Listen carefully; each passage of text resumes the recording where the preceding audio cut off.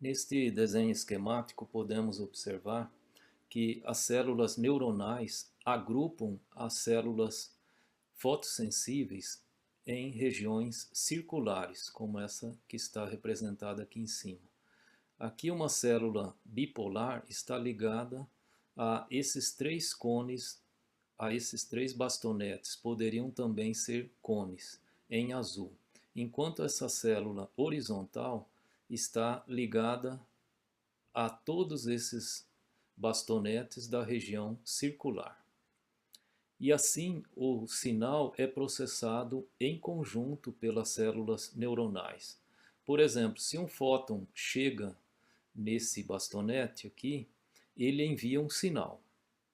No entanto, esse sinal não vai diretamente para o cérebro.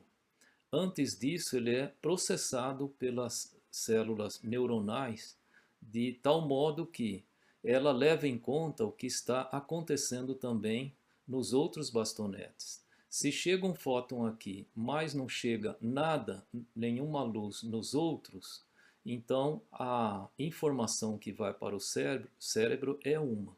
Agora, se chega fótons nesse bastonete, mas chega também nos outros, aí a informação que vai para o cérebro sobre o que está acontecendo nesta região é outra, é bem diferente. Então ele processa de acordo a procurar um contraste aqui nessa região circular. Então eu escrevi aqui: as células neuronais agrupam os cones e bastonetes em regiões circulares de células. Em cada região circular há dois campos receptivos de luz. Um disco em azul no centro da região circular, chamado de centro. Então aqui está a região circular e aqui no centro tem um disco em azul, representado por esses três cones, três bastonetes. Poderia ser cones também, como eu disse. Veja que esses três bastonetes são representativos. Aqui há um número grande de células fotossensíveis, mas é proporcional a esses três. Enquanto nessa outra região em vermelho, chamado anel de contorno, né, existem mais células aí nesse anel. Aqui está representado por três bastonetes deste lado e três deste lado. Ou seja, temos que imaginar uma região circular, com esses em vermelho formando um anel, que é chamado de contorno. O outro campo receptivo, semelhante ao anel, é chamado de contorno. Um fóton pode ser detectado por uma única célula, mas o sinal de todas as células da região circular são levados em conta, sugerindo a busca de um contraste.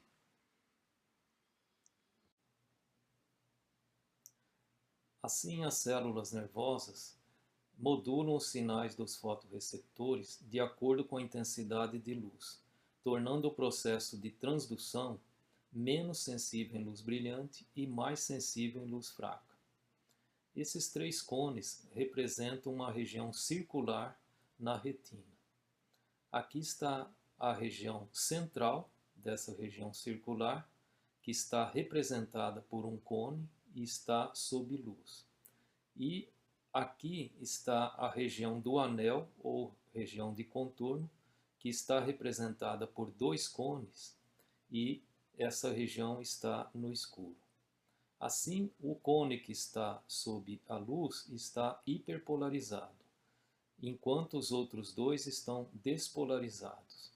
Veja que o termo despolarizado não é bem correto, porque nós vimos que o menor potencial de repouso da célula fotossensível é em torno de menos 40 milivolts. Então a membrana da célula está polarizada e não despolarizada. Porém, esse termo despolarizado é bem usual. Assim nós vamos continuar dizendo despolarizados e hiperpolarizados. Bem, a célula que está hiperpolarizada libera pouco glutamato, enquanto as outras duas liberam muito glutamato. E é interessante que existem dois tipos de células bipolares: a bipolar centro-on e a bipolar centro-off. E a resposta das duas são opostas. A bipolar centro-on, quando na entrada chega pouco glutamato, ela libera em sua saída muito glutamato. Enquanto a centro-off, chegando pouco, ela libera pouco glutamato. E as células bipolares estão em conexão com as células ganglionares, que também existem dois tipos, a ganglionar centro-on e a ganglionar centro-off. E essas células ganglionares são as únicas na retina que enviam potenciais de ação. As outras enviam impulsos graduados, através de potenciais graduados e através da liberação de glutamato. É interessante que as células ganglionares elas ficam enviando impulso o tempo inteiro para o cérebro. E esta ganglionar centro-on, quando chega muito glutamato, ela aumenta a frequência desses potenciais de ação, enquanto que a centro-off diminui a frequência desses potenciais enviados, dando um contraste entre as duas, porque a gente vê que a informação que veio de um cone manda duas respostas para o cérebro. A centro-on manda uma resposta com aumento de frequência e a centro-off manda uma resposta com diminuição de frequência. Neste slide, nós temos a situação contrária. Aqui a região central está no escuro e a região do anel no claro. Assim, este cone está despolarizado e libera muito glutamato. E neste slide nós vamos examinar o papel da célula horizontal. Veja que ela está ligada a todos os cones, aqui dessa região circular da retina. E ela tem um papel inibitório. Neste caso, de acordo com a entrada de glutamato. Como aqui, neste caso, tem dois cones produzindo pouco glutamato e só um produzindo muito, seu papel inibitório é menor do que no caso do slide anterior. Porque veja que aqui nós temos dois cones liberando muito glutamato e só um liberando pouco. Então, o seu papel aqui, o papel da célula horizontal aqui, vai ser de maior inibição. Assim, este cone que está liberando pouco, com a inibição das células horizontais, libera menos ainda. E assim ele realça essa diferença aqui. Porque se ia liberar pouco, ela faz liberar menos ainda por causa desses dois que estão liberando muito. Aqui ocorre o contrário, ela tem um papel inibitório menor porque tem dois liberando pouco e só um liberando muito.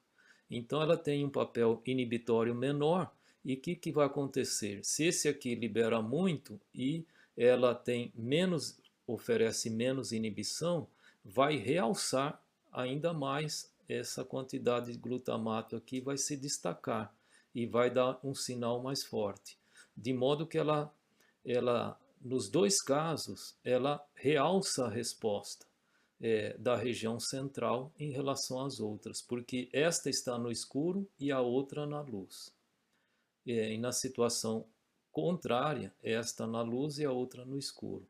Então tem uma resposta com realce de contraste, diferente do caso em que as três regiões estão iluminadas. E aqui neste caso a gente vê que então a célula central está liberando muito glutamato, a resposta das células bipolares são opostas, essa daqui como na entrada temos muito glutamato, na saída aqui ela tem pouco. E assim decresce as frequências desta célula ganglionar centro-on. E aqui, que como está liberando bastante glutamato, essa daqui que faz a mesma resposta da entrada, libera bastante glutamato, e a resposta desta célula ganglionar é aumentar a frequência dos potenciais de ação. Podemos resumir então que as células horizontais, através de um papel inibitório, realçam o contraste entre os sinais dos cones do centro e do contorno. Na figura ao lado, apenas um cone está representando a região central e dois a de contorno. Há menos cones ou bastonetes no centro do que no contorno. Quer dizer, aqui tem mais bastonetes do que nessa região central. No caso ao lado, o cone central, despolarizado, libera glutamato e sofre pouca inibição por parte das horizontais, porque os cones laterais estão liberando pouco glutamato. No caso centro iluminado e contorno escuro, que é o caso do slide anterior, dá um sinal máximo porque os dois cones laterais estão enviando glutamato para as células horizontais e isso causa inibição nos fotorreceptores. E assim o cone central hiperpolarizado vai liberar ainda menos glutamato. Na configuração que todo o campo está iluminado, centro ON e contorno ON, a inibição por parte das horizontais é mínima, e assim a resposta é menor do que no caso centro ON e contorno OFF. Assim, as células ganglionares ON e ganglionares OFF enviam impulsos ao cérebro diferindo na frequência. Mesmo quando não estimuladas, elas transmitem impulsos contínuos com frequências entre 5 e 40 Hz. No instante que a luz aparece, as ganglionares ON aumentam a frequência de seus impulsos, enquanto as ganglionares OFF diminuem a zero a frequência de impulsos. As células ganglionares respondem principalmente ao contraste, nos seus campos receptivos da retina, como mostrado na figura seguinte. Este slide esquematiza as respostas das células em termos de potenciais graduados e potenciais de ação. Este cone recebe a luz. Esta barrinha representa o intervalo de tempo em que ele ficou recebendo a luz. E aí ele hiperpolariza. Ao mesmo tempo, a bipolar centro-ON despolariza no mesmo intervalo de tempo. E a ganglionar centro-ON também despolariza. Por outro lado, a bipolar centro-OFF hiperpolariza e a ganglionar centro-OFF também hiperpolariza. Em termos de liberação de glutamato, as que hiperpolarizam liberam menos, como essas duas aqui. Estão hiperpolarizadas. A que despolariza libera mais. Já as células ganglionares, que não respondem com glutamato, mas sim com potenciais de ação, a célula que hiperpolariza interrompe a frequência de potenciais de ação nesse intervalo de tempo, enquanto a que despolariza aumenta a frequência de potenciais de ação nesse mesmo intervalo de tempo. As células ganglionares têm campos receptivos circulares, divididos em uma área central e um anel adjacente. E há dois tipos de ganglionares: ganglionares centro-ON e ganglionares centro-OFF. Nas ganglionares centro-ON, a distribuição é a seguinte: no centro da região circular está a área ON e no anel a área OFF, enquanto nas ganglionares centro-OFF ocorre o contrário. Na região central está a área OFF e no anel a área ON. Só lembrando que estas regiões circulares correspondem a uma região circular na retina, que é formada por cones e bastonetes. E para entender as respostas das células ganglionares, os pesquisadores incidiram um ponto de luz na retina em diferentes locais desta área circular. E ao mesmo tempo, eles mediram os potenciais de ação disparado pelas células ganglionares. Bem, quando o ponto de luz foi colocado na região central, como está aqui, as ganglionares centro-on, que já enviavam impulsos nervosos para o cérebro, durante a exposição da luz nesse intervalo de tempo, inicialmente elas aumentaram a frequência desses impulsos e depois voltaram ao normal. Já as ganglionares centro-off deram a resposta diferente. Durante a exposição da luz, elas interromperam os impulsos nervosos e depois que a luz cessou, aí houve um aumento na frequência desses impulsos. Quando o ponto de luz foi colocado em uma região do anel, como está aqui, as centro-on inicialmente interromperam esses impulsos e depois voltaram ao normal, enquanto as centro-off aumentaram a frequência dos impulsos e depois voltaram ao normal. Quando toda a região central foi iluminada, como está aqui, as centro-on mostraram um aumento na frequência durante a exposição à luz e depois uma volta à normalidade, enquanto as centro-off mostraram uma interrupção nos impulsos nervosos e depois que a luz cessou, mostraram um aumento na frequência dos impulsos. Quando todo o anel foi iluminado, as centro-on mostraram uma interrupção dos impulsos e depois um aumento na frequência, como ocorreu aqui. Enquanto as centro-off mostraram um aumento na frequência dos impulsos que perdurou por mais um tempo. E quando toda a região circular foi iluminada, neste caso aqui das centro-on, praticamente não houve alteração no padrão. Enquanto nas centro-off, durante a exposição da luz, não houve alteração, mas quando a luz cessou, houve um aumento na frequência dos impulsos. Assim, as respostas das células ganglionares primam pelo contraste. Quando toda a região circular é iluminada, o padrão dos impulsos praticamente não muda. Mas quando só uma região é iluminada, seja no anel ou no centro, aí ocorrem grandes alterações na frequência de impulso. De modo que parece haver um mecanismo entre as ganglionares on e off, fazendo com que elas trabalhem em sincronia para dar um contraste entre pontos iluminados e pontos escuros na retina. A resposta das células ganglionares é uma soma ponderada das intensidades de estímulo, com pesos positivos em sub-regiões on e pesos negativos em sub-regiões off. O processamento da imagem é complexo e, com auxílio das células horizontais e amácrinas, prima pelo contraste visual e para detectar alterações rápidas da imagem, ou seja, o movimento.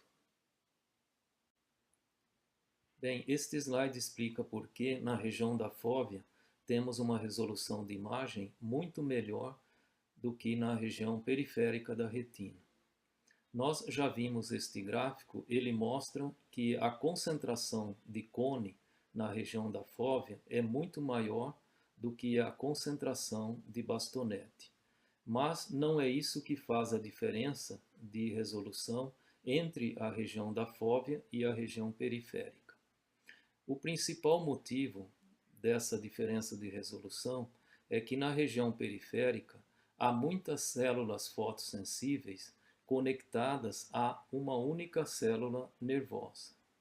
Assim, quando se recebe uma informação aqui nessa célula nervosa, não podemos precisar onde houve a incidência da luz.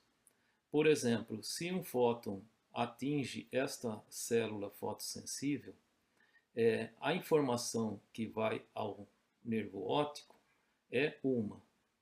Mas, se ele incide em outra célula fotossensível, a mesma informação chega ao nervo óptico.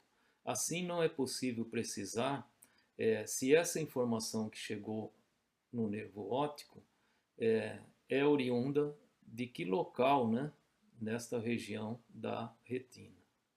Enquanto na região da fóvea, a relação célula fotossensível, célula neuronal é praticamente 1 para 1.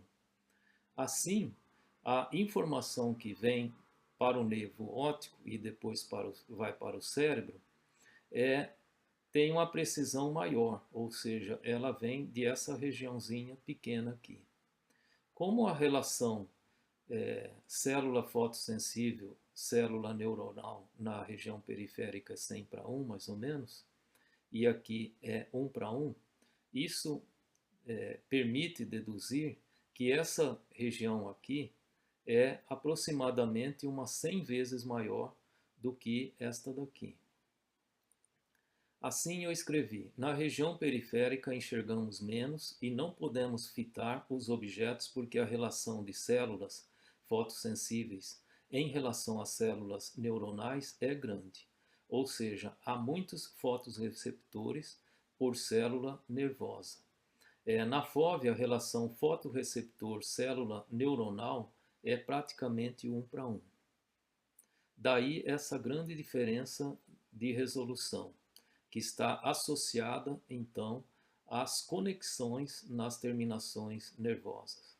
Outra pergunta importante que poderíamos fazer é como poderíamos ampliar a nossa capacidade visual.